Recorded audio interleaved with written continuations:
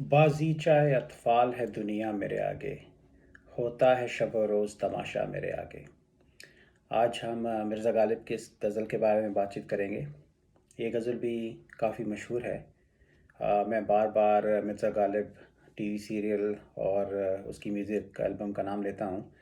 उसमें भी ये गज़ल है और जगजीत सिंह ने गाई है। अ, मैं उस टीवी सीरियल और एल्बम का नाम इसलिए लेता हूँ कि that was my personal introduction to Mirza Ghalib and it holds a very important place in my life. That's how I got introduced to Mirza Ghalib and developed an interest in Shayari in general. तो हम इस पहले इस गज़ल को पूरा पढ़ लेते हैं, उसके बाद हम आके एक एक शेर को थोड़ा एनालाइज करेंगे। इस गज़ल में ये बहुत ही खूबसूरत गज़ल है। इसके अंदर आपको दो तीन थीम्स नज़र आएंगे, दो तीन चीज़ें ज़ाहिर होंगी। एक तो थोड़ा स्पिरिचुअलिटी का रंग है इसके अंदर, तसव्वुफ़ का रंग है, जिसमें Mirza Ghalib you know in many ways tries to say कि ये दुनिया जो है ये इल्यूज़न है। ये हमारी स्पिरिचुअल ट्रेडिशंस में बहुत आता है कि ये दुनिया जो है ये माया जाल है। It doesn't have any fundamental existence, it's made, ये ख़याली दुनिया है। And think of it like the concept they have in the movie matrix. तो जब आप मैट्रिक्स में फंसे हुए हो तो आपको लगता है कि ये दुनिया असली है, but in fact it's just an illusion. तो ये एक स्पिरिचुअल कॉन्सेप्ट भी इसके कुछ शेरों में आता है। और another theme that kind of emerges is Ghalib's own self confidence, right? तो वो ये मिर्ज़ा गालिब के बहुत सारे शेरों में उनका ये self confidence and his thinking about himself which is like, मैं भी दुनिया में किसी मसीहा से या किसी राजा से या किसी बादशाह से कम नहीं हूँ इन माय ओन राइट। तो वो भी अपने आप को किसी से कम नहीं समझते। बड़े बड़े मसीहाओं से और बादशाहों से अपने आप को कंपेयर करते हैं। एंड मेरे ख्याल से करें भी क्यों ना, like he is a great person in his own right. और उसमें थोड़ा पॉम्पसनेस का भी एस्पेक्ट कभी कभी झलक के आता है, तो वो भी शायद आपको दिखेगा। इसमें कुछ थोड़ा शरारत का एस्पेक्ट भी है, जिसमें वो माशूq-फारेबी की बात करते हैं या शराब पीने की बात करते हैं। तो वो भी रंग इसके अंदर झलक के आता है। और फ़िराक और विसाल का रंग भी इसके अंदर झलक के आता है। तो it's a very multi faceted ghazal and that's what makes it beautiful. जो जगजीत सिंह ने दूसरे आर्टिस्ट ने गाई है वो पूरी गज़ल नहीं गाई, उन्होंने कुछ ही इसके शेर गाए हैं। ये गज़ल काफ़ी लंबी है, तो इसको समझने में शायद हमें थोड़ा टाइम भी लगेगा। तो आइए पहले इस गज़ल को पढ़ते हैं, उसके बाद इसके शेरों को एनालाइज करेंगे। बाज़ीचा-ए-अत्फाल है दुनिया मेरे आगे, होता है शब-ओ-रोज़ तमाशा मेरे आगे। एक खेल है औरंग-ए-सुलैमाँ मेरे नज़दीक, एक बात है ejāz-e-masīhā मेरे आगे। जुज़ नाम नहीं सूरत-ए-ālam मुझे मंजूर, जुज़ वहम नहीं हस्ती-ए-ashiyā मेरे आगे। होता है नीहा गर्द में सहरा मेरे होते, घिसता है जबी खाक पे दरिया मेरे आगे। मत पूछ के क्या हाल है मेरा तेरे पीछे, तू देख के क्या रंग है तेरा मेरे आगे। सच कहते हो ख़ुद-बीन ओ ख़ुद-ārā, हूँ न क्यों हूँ, बैठा है but-e-ā.ina-sīmā मेरे आगे। फिर देखिए andāz-e-gul-afshānī-e-guftār, रख दे कोई paimāna-e-sahbā मेरे आगे। नफ़रत का गुमा गुज़रे है मैं रश्क से गुज़रा, क्यों कर कहूँ लो नाम ना उनका मेरे आगे। ईमा मुझे रोके है जो खींचे है मुझे कुफ्र, का.aba मेरे पीछे है कलीसा मेरे आगे। आशिक हूँ माशूq-फारेबी है मेरा काम, मजनू को बुरा कहती है लैला मेरे आगे। खुश होते हैं वस्ल में यूं मर नहीं जाते, आई शब हिजरा की तमन्ना मेरे आगे। है मोजज़न एक कुलज़ूम खूं काश यही हो, आता है अभी देखिए क्या क्या मेरे आगे। गो हाथ को जुम्बिश नहीं आँखों में तो दम है, रहने दो अभी सागरो मीना मेरे आगे, हम पेशा ओ हम मशरब ओ हम राज है मेरा, गालिब को बुरा क्यों कहो अच्छा मेरे आगे। तो ये तो थी पूरी गज़ल। आइए अब इसके एक एक शेर को थोड़ा देखते हैं। तो पहला शेर जो है वो है, बाज़ीचा-ए-अत्फाल है दुनिया मेरे आगे, होता है शब-ओ-रोज़ तमाशा मेरे आगे। इसमें जो कॉम्प्लिकेटेड लफ्ज़ हैं वो पहली लाइन में हैं। तो बाज़ीचा का मतलब होता है कोई game, some kind of sport, and अत्फाल मीन्स चिल्ड्रन। तो बाज़ीचा-ए-अत्फाल का मतलब है बच्चों का खेल। तो शब-ओ-रोज़, तो pretty obvious, night and day, and वो कहते हैं कि um, ये जो दुनिया जो है मेरे आगे एक बच्चों का खेल है, और रात दिन मेरे सामने ये तमाशा हो रहा है। So basically he's saying that in his view this world is just a child's play, it's nothing extraordinary, and मेरे आगे तो ये मामूली सा बच्चों का खेल या तमाशा दिन रात होता रहता है। And I do not attach myself to it, I do not care too much about it. Perhaps he's trying to say that my attachment is with the supreme being, or something higher than the everyday affairs of this world. तो बाज़ीचा-ए-अत्फाल है दुनिया मेरे आगे, होता है शब-ओ-रोज़ तमाशा मेरे आगे। अगला शेर यह है कि एक खेल है औरंग-ए-सुलैमाँ मेरे नज़दीक, एक बात है ejāz-e-masīhā मेरे आगे। तो और ये सेम पिछले शेर से मिलता जुलता ही इसका भी थीम है।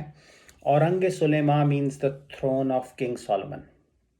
It's also used to refer to some sort of an illusion. But King Solomon, he is a king that is mentioned in biblical and Islamic traditions. And he is, according to the Bible, he is known to be a great king who basically represents God on the earth and runs this magnificent kingdom on behalf of God on this earth. तो औरंग-ए-सुलैमाँ है throne of Solomon, तो something magnificent। अब जो इतना बड़ा बादशाह होगा उसका जो throne होगा वो भी magnificent होगा। तो the reference here is to something magnificent. और ejāz-e-masīhā means miracle of the Messiah. So in this case, if you think about Jesus Christ as the Messiah, तो वो the tradition has it कि वो मुर्दों को ज़िंदा कर देते थे या बीमार लोगों को क्योर कर देते थे। एंड सो इस तरह के वो बहुत सारे miracles are attributed to Messiah। तो वो कहते हैं कि एक खेल है औरंग-ए-सुलैमाँ मेरे आगे। पर गालिब साहब कहते हैं कि ये बहुत बड़ी चीज़ें होंगी आम लोगों के लिए, लेकिन मेरे लिए ये चीज़ें कोई मायने नहीं रखती। तो एक खेल है औरंग-ए-सुलैमाँ मेरे नज़दीक कि in my view this throne of Solomon is just amusement. It's एक खेल है, ये कोई बड़ी बात नहीं है। एक बात है ejāz-e-masīhā मेरे आगे, and these miracles of the Messiah, they are just एक बात है, like it's just an everyday thing, it's a commonplace, it's like a tale, it's like a story. It doesn't really carry any significance in my opinion. And again, this could be because he only acknowledges the power of the supreme God or supreme nature, and everything else is just beneath that God. And Ghalib says, I don't really care about all of these things. These are just commonplace things. And you can also think about this as his kind of high opinion about himself, right? Like a little bit of a pompous self also, कि मेरी इतनी बड़ी सोच है, मेरा connection तो खुदा से है, और ये इतनी बड़ी बड़ी चीज़ें जिनको दुनिया में इतनी इम्पोर्टेंस दी जाती है, ये मेरे ख्याल से कुछ नहीं है। लाइक दीज आर बीनीथ मी। तो अगला शेर, आई think it's a continuation of the same theme. वो कहते हैं कि जुज़ नाम नहीं सूरत-ए-आलम मुझे मंजूर, जुज़ वहम नहीं हस्ती-ए-अशिया मेरे आगे। तो अशिया पहली लाइन से शुरू करते हैं कि मंजूर, लाइक किसी चीज़ का मंजूर होना means something which is acceptable to you, और something that you agree, right? Like किसी चीज़ को मान जाना या किसी चीज़ को एडमिट कर लेना, to agree with something is basically मंजूर. Vahm means like conjecture or a false idea, and ashya is the plural form of shay. Shay means an object, an article, and ashya is just a plural form of that. तो वो कहते हैं कि जुज़ नाम नहीं सूरत-ए-आलम मुझे मंजूर. वो कहते हैं कि the world is nothing but a name, and its aspect is, for me it's just like, it's nothing beyond a mere name. Like it's a commonplace thing. It's not super important. And the existence of things, hastī-e-ashiyā, existence of things or objects, is nothing but a vahm. It's just a false notion. It's an illusion. So effectively he's trying to say that there is no substance in this world, and all the objects of this world, there is no substance to them. It's just an illusion. तो जैसा मैंने शुरुआत में कहा था कि इसमें बहुत सारे शेर ऐसे हैं which refer to this world as illusion, and not something of substance that you should tie yourself to, that you should kind of bind yourself to, or get emotionally or mentally attached to. तो अगला शेर जो है वो है कि होता है निहा गर्द में सहरा मेरे आगे, घिसता है जबी खाक पे दरिया मेरे आगे. तो निहा होना का मतलब है टू बी हिडन, एंड जबी का मतलब होता है फोरहेड. तो जबी घिसने का मतलब है टू रब योर फोरहेड. तो वो कहते हैं कि होता है निहा गर्द में सहरा मेरे आगे. सहरा का मतलब डेजर्ट. तो कहते हैं कि this desert or wilderness hides itself in the dust in front of me. ये इसका literal meaning है. And the dariya means river, or it can also mean the sea. Sea rubs its forehead on dust before me. Yeah. तो उसके दो तीन different मायने हो सकते हैं. One is कि मैं अपने जुनून में I kick up so much dust अपने जुनून में, that even the desert, the dust that I kick up in my kind of mental state or in my madness, वो इतनी ज़्यादा है कि even the desert gets hidden inside it.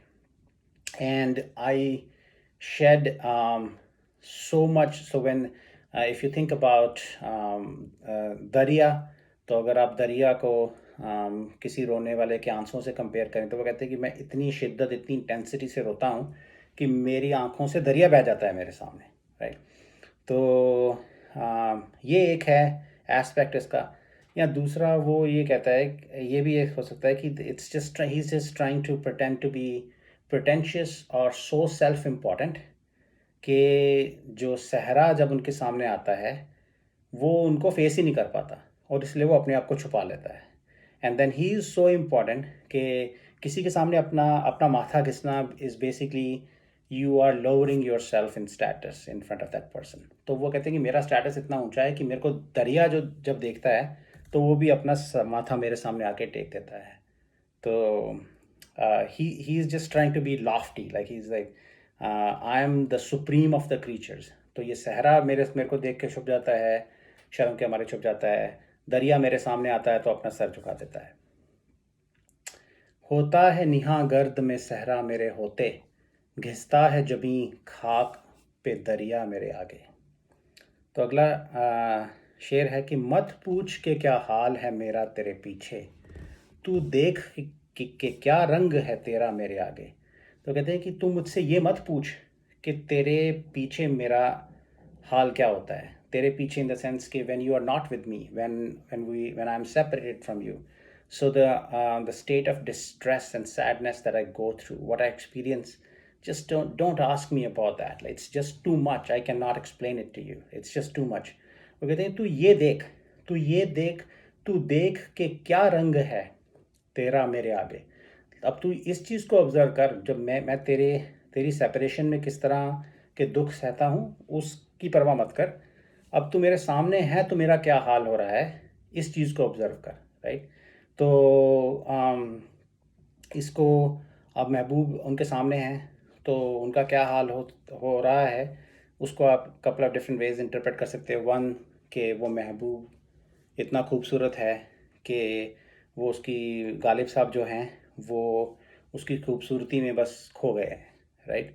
तो and he just wants the महबूब to acknowledge the love that Mirza Sahab has for the महबूब। और दूसरा ये हो सकता है कि वो उसको एक सरकास्टिकली ताना मारते हैं, राइट। तू देख के क्या रंग है तेरा मेरे आगे, राइट। कि अब तू आया है, हे महबूब, तू मेरे सामने आया है, फिर भी तू मुझे अटेंशन नहीं दे रहा, मुझे प्यार नहीं दे रहा। तो अपना रंग तो देख, मेरे सामने तेरा ये हाल है, तो जब मैं तेरे सामने नहीं होता हूँगा तो तू कैसे बिहेव करता होगा।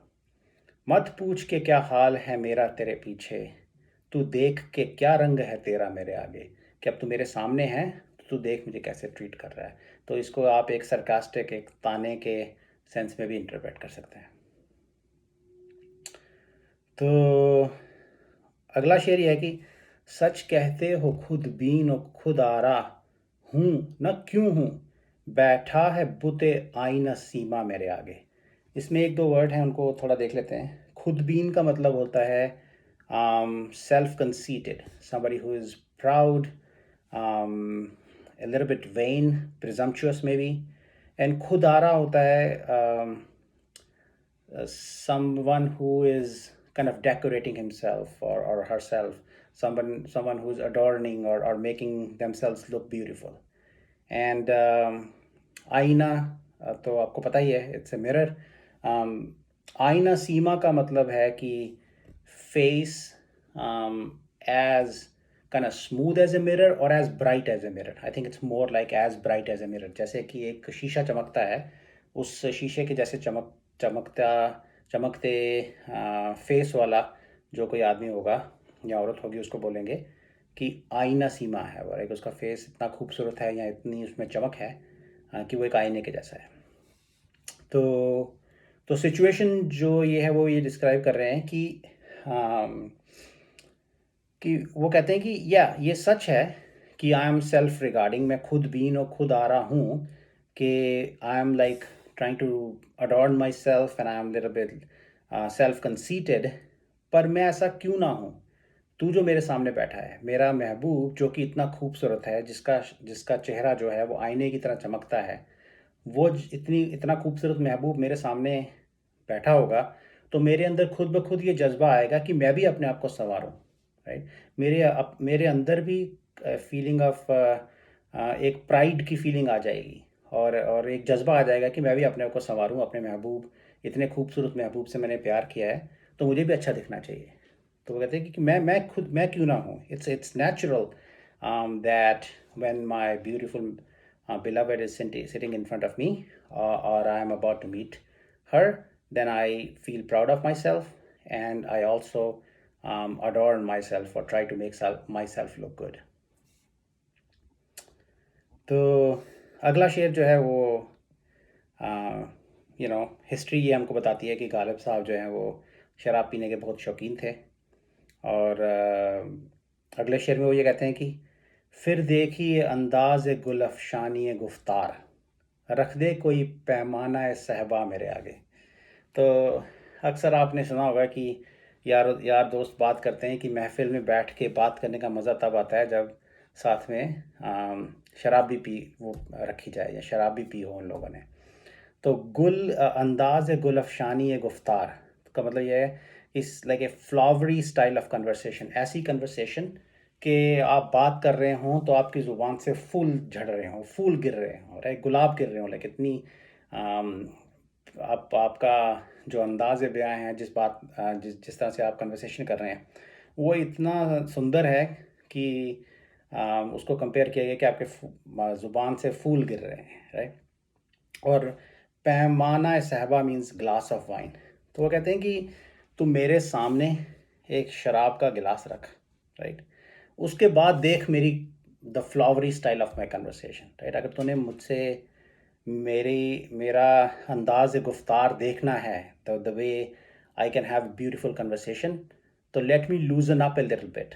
मेरे सामने शराब का एक गिलास रख, मुझे थोड़ी शराब पीने दे, and then I will be in this mental state, elevated state, that I can have extraordinary and enjoyable conversation with you. कि फिर देखिए अंदाज़-ए-गुल-afshānī-e-guftār, रख दे कोई paimāna-e-sahbā मेरे आगे। तो अगला शेर ये है कि नफ़रत का गुमा गुज़रे है मैं रश्क से गुज़रा, क्यों कर कहूँ लो नाम ना उनका मेरे आगे। तो इसमें कोई वर्ड्स तो इतने मुश्किल नहीं हैं। वो कहते हैं कि सिचुएशन ये है कि दूसरे लोग और चाहने वाले गालिब साहब के सामने गालिब साहब के महबूब का नाम ले रहे हैं। तो Ghalib sahab is feeling jealous कि इस महबूब का नाम दूसरों की ज़ुबान से क्यों आ रहा है, दूसरे चाहने वालों की ज़ुबान से क्यों आ रहा है। तो Ghalib sahab is facing this battling this feeling of jealousy. लेकिन वो कहते हैं कि मैं प्रोटेस्ट भी नहीं कर सकता इस सिचुएशन के बारे में। मैं उन लोगों के साथ प्रोटेस्ट नहीं कर सकता, मैं उनको कैसे रोकूं। अगर मैं उनको टोकता हूं कि आप मेरे महबूब का नाम लें, तो उनको शायद ये गुमा हो जाएगा कि मैं तुमसे नफ़रत करता हूं, मैं अपने महबूब से नफ़रत करता हूं। तो ही इज़ इन दिस डिलेमा कि एक तरफ तो उनको ये जेलसी की फीलिंग हो रही है, दूसरी तरफ वो उनको लोगों को रोक भी नहीं सकते महबूब का नाम लेने के लिए, बिकॉज ही फियर्स के लोग सोचेंगे कि मैं महबूब से नफ़रत करता हूँ, and I do not want to convey that message either. So he is in this this weird situation, and that's what he is described here. नफ़रत का गुमा गुज़रे है मैं रश्क से गुज़रा, क्यों कर कहूँ लो नाम ना उनका मेरे आगे। अगला शेर जो है वो बहुत ही खूबसूरत है। कहते हैं कि ईमा मुझे रोके है जो खींचे है मुझे कुफ्र, का.aba मेरे पीछे है कलीसा मेरे आगे। सो ईमान या ईमा means faith, and kufr means infidelity or lack of faith, and Kaaba is the holy place in Islam, and Kalisa means a church. So basically वो ये कहते हैं कि Kaaba here represents the faith in Islam, and Kalisa means lack of faith, like आप इस्लाम के faith से दूर जा रहे हो। अगर आप काबे से दूर जा रहे हो तो आप इस्लाम के फेथ से दूर जा रहे हो। तो वो कहते हैं कि और कहते हैं कि मेरा ईमान जो है वो मुझे रोक रहा है, और जो मेरा कुफ्र है, जो इनफिडेलिटी है, या इस दुनिया की जो सेंसुअल प्लेजर्स हैं, या जो और इन्जॉयमेंट्स हैं इस दुनिया की, जो कि रिलीजियसली ऑफन सैंक्शन नहीं है, जैसे शराब पीना है या और some sort of reprobate behavior that he wants to indulge in to enjoy this world. तो वो कहते हैं वो जो है वो सेंसुअल प्लेजर जो हैं वो मुझे खींच रहे हैं अपनी तरफ, और मेरा जो ईमान है, जो रिलीजियस सेंसिबिलिटी है या रिलीजियस कोड ऑफ कंडक्ट है और या फेथ है, वो मुझे रोक रहा है, और दुनिया की जो ख्वाहिशें हैं मुझे खींच रही हैं। तो द मेटाफर ही सेज कि जो Kaaba which represents my religious faith वो मेरे पीछे है, राइट। वो मुझे खींचने अब रोकने की कोशिश कर रहा है, और कलीसा जो कि represents a movement away from my faith वो मेरे आगे है और वो मुझे अपनी तरफ बुला रहा है। सो ये he is in this state of tug of war, and this is and now वो फिगर आउट करने की कोशिश करें मैं कहाँ जाऊँ, मैं अपने ईमान की तरफ दौड़ूँ कि मैं इस दुनिया की तरफ दौड़ूँ। तो ये बहुत सारी लाइफ की सिचुएशंस हैं जिसमें ये शेयर एप्लीकेबल हो सकता है, when we are in this sort of moral dilemma कि हम कोड ऑफ कंडक्ट या राइचियसनेस की तरफ जाएं या दूसरी डायरेक्शन में जाएं, which takes us away from the right behavior or the faith. तो अगला शेर जो है वो थोड़ा शरारत भरा भी है। वो कहते हैं कि आशिक हूँ पर माशूq-farebī है मेरा काम, मजनू को बुरा कहती है लैला मेरे आगे। वो कहते हैं कि मैं I am a lover, but deception of beloveds is my task और इज़ माई बिजनेस। कि जो महबूब हैं उनके साथ फरेबी करना मेरा काम है, राइट। और मेरे सामने मतलब मैं ऐसा फरेबी आदमी हूँ। अब लैला मजनू की प्रेम कहानी तो आपने सुनी होगी। तो इट्स लाइक अब वो मतलब लैला मजनू और इस तरह की जो प्रेम कहानी है, इनसे बड़े आशिक तो दुनिया में कोई हो ही नहीं। लेकिन गालिब साहब कहते हैं कि मैं इस तरह का माशूक फ़रेब हूँ कि लैला मेरे सामने आके मजनू को बुरा भला कहती है, और I somehow trick her into this state कि जहाँ वो मजनू को बुरा भला कहती है और मुझसे प्यार करने लग जाती है, गालिब साहब से प्यार करने लग जाती है। तो कहते हैं कि no doubt I am a lover, but it's my business to trick the beloved into bad mouthing their beloved and start to love me. तो आशिक हूँ पर माशूक फरेबी है मेरा काम, मजनू को बुरा कहती है लैला मेरे आगे। अगला शेर है कि खुश होते हैं पर वस्ल में यूं मर नहीं जाते, आई शबे हिजरा की तमन्ना मेरे आगे। तो कहते हैं कि लोग अक्सर, वस्ल का मतलब है यूनियन, जब अपने महबूब से मिलते हैं तो वो खुश होते हैं, लेकिन इतनी खुशी नहीं उनको होती कि वो खुशी से मर जाएं, राइट। पर गालिब साहब की ये स्टेट है कि जब वो अपने महबूब से मिलते हैं, सो द इंटेंसिटी, इमोशंस की इंटेंसिटी इतनी होती है, इतनी शिद्दत होती है कि वो खुशी से मर जाते हैं या मरने की स्टेट में आ जाते हैं। अच्छा, अब उन्होंने ये मरने की स्टेट कि एक बार पहले भी एक्सपीरियंस की है। वो कब एक्सपीरियंस की है? कि जब शब हिजरा थी। शब हिजरा मीन्स नाइट ऑफ सेपरेशन। तो वो कहते हैं कि the longing to die that I felt in the night of separation, अब मेरी आंखों के सामने अब वो दोबारा आई है जब मैं अपने महबूब से मिला हूँ। So you see the weird situation here कि जब आप दूर हो महबूब से तब भी आप मरना चाहते हो। जब आप महबूब आपके सामने आ गया है, जब आपका विसाल हो गया है, तो आपको इतनी खुशी हुई है कि फिर दोबारा आप मरने की स्टेट में पहुंच गए हो। So I think that he is just basically trying to say कि there like he is like a matchless lover, like उनके जैसा आशिक नहीं है कोई दुनिया में। दूसरे लोग भी इन स्टेट्स के वस्त विसाल और हिजर के इमोशंस को एक्सपीरियंस करते हैं, लेकिन उतनी शिद्दत से नहीं करते जितनी कि मिर्ज़ा गालिब साहब कहते हैं कि मैं एक्सपीरियंस करता हूँ। खुश होते हैं पर वस्ल में यूं मर नहीं जाते, आई शबे हिजरा की तमन्ना मेरे आगे। है मौजज़न एक कुलज़ूम खूं, काश यही हो, आता है अभी देखिए क्या क्या मेरे आगे। तो मौजज़न means something which is like एक तूफ़ान की स्टेट में, लाइक ए स्टॉर्मी स्टेट में और बहुत एक्साइटेड स्टेट में। और कुलज़ूम खूं means like a river of blood. तो वो कहते हैं कि मतलब think of Mirza Ghalib as in the state of sadness, और रो रहे हैं वो, और रो ऐसे रहे हैं कि खून के आंसू रो रहे हैं, राइट। और इतने आंसू बह रहे हैं खून के कि खून का दरिया बहा डाला उन्होंने, राइट। तो कहते हैं कि अब मैं एक ऐसी स्टेट में हूँ कि a sea of bloody tears is falling from my eyes, and I hope this is it. I hope this is it. I hope this is the last difficulty or the last storm that in my life that I have to face.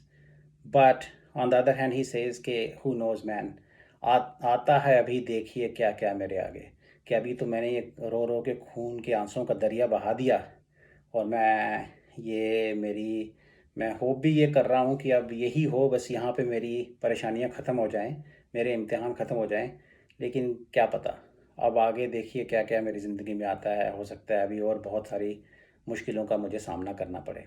है मौजज़न एक कुलज़ूम खूं, काश यही हो, आता है अभी देखिए क्या क्या मेरे आगे। तो अगला शेर जो है वो भी एक बहुत बहुत खूबसूरत शेर है। वो कहते हैं कि गो हाथ को जुम्बिश नहीं, आँखों में तो दम है, रहने दो अभी सागरों मीना मेरे आगे। I think this is like the ultimate expression of wine drinking. तो जुम्बिश का मतलब होता है वाइब्रेशन, मूवमेंट या कोई हरकत। लाइक आपके हाथ में जुम्बिश होना मीन्स के यू हैव वाइटैलिटी, आप अपने हाथ को यूज़ कर सकते हो, मूवमेंट है उसमें, वाइब्रेशन है उसमें। और सागर व मीना का मतलब प्याला और सुराही। सुराही इज़ लाइक वो जग या वो कंटेनर जिससे कि शराब प्याले में डाली जाती है। तो कहते हैं कि गो हाथ को जुम्बिश नहीं, आँखों में तो दम है, कि मेरे हाथ में तो जुम्बिश नहीं है, मेरे हाथ में जान नहीं है, लेकिन मेरी आँखों में तो दम है। रहने दो अभी सागर व मीना मेरे आगे, कि मेरे आगे से अभी शराब मत हटाओ, मैं हाथ से नहीं पीने की मेरे अंदर हिम्मत नहीं है, लेकिन मैं आँखों से पी लूँगा, राइट? तो मतलब मेरे अंदर इतनी कैपेबिलिटी है कि मेरे सामने आप शराब रख दो, तो मैं उसको आँखों से, अपनी आँखों से पी के नशा चढ़ा लूँगा अपने आप को, राइट? I think it's a very beautiful expression. गो हाथ को जुम्बिश नहीं, आँखों में तो दम है, रहने दो भी सागरों मीना मेरे आगे। तो अब ये आखिरी शेर है कि हम पेशा और हम मशरब और हम राज है मेरा, गालिब को बुरा क्यों कहो अच्छा मेरे आगे। तो अब ये सिचुएशन ये है कि जो महबूब है गालिब साहब का, वो मिर्ज़ा गालिब से ही बात कर रहा है, क्योंकि उन्होंने ही शेर लिखा है ये, लेकिन उसको शायद पता नहीं है कि वो मिर्ज़ा गालिब से बात कर रहा है। तो मिर्ज़ा गालिब जो है अपने आप को इन थर्ड पर्सन रेफ़र कर रहे हैं यहाँ पे। तो हम पेशा का मतलब होता है somebody who shares the profession with you, जो आप जिस प्रोफेशन में आप हैं उसी प्रोफेशन में वो भी काम करता है। और हम मशरब का मतलब होता है वे ऑफ लाइफ और रिलीजन। तो हम मशरफ, the person who follows the same religion और way of life as you do. और हम राज का मतलब होता है सीक्रेट्स। हम राज कोई आपका ऐसा क्लोज दोस्त जिसके साथ आप अपने लाइफ के जो सारे राज हैं, जो सीक्रेट्स हैं, वो शेयर करते हो। तो वो महबूब को ये गालिब साहब कह रहे हैं कि जो गालिब है, आप गालिब के बारे में ही बात कर रहे हैं, कि गालिब जो है वो मेरा हम पेशा है, मेरा हम मशरब है और मेरा हमराज भी है, राइट? तो गालिब को बुरा क्यों कहो अच्छा मेरे आगे, कि गालिब को तुम, मेरे महबूब जो है वो उसको बोल रहे हैं कि तू गालिब को बुरा भला मत कह मेरे आगे, राइट? क्योंकि वो तो मेरा दोस्त है, मेरा हम पेशा है, मेरा बहुत ही अज़ीज़ है वो, और वो बहुत अच्छा आदमी है, राइट? अपने मुंह मियाँ मिट्ठू बन रहे हैं, अपने मुंह खुद ही अपनी तारीफ़ कर रहे हैं कि गालिब तो बहुत अच्छा आदमी है, तो उसको मेरे सामने बुरा भला मत कहो, राइट? ये वो बहुत अच्छा आदमी है, तो अपनी तारीफ़ जो है वो खुद ही कर रहे हैं। That's basically the gist of it. हम पेशा वो हम मशरब वो हम राज है मेरा, गालिब को बुरा क्यों कहो अच्छा मेरे आगे।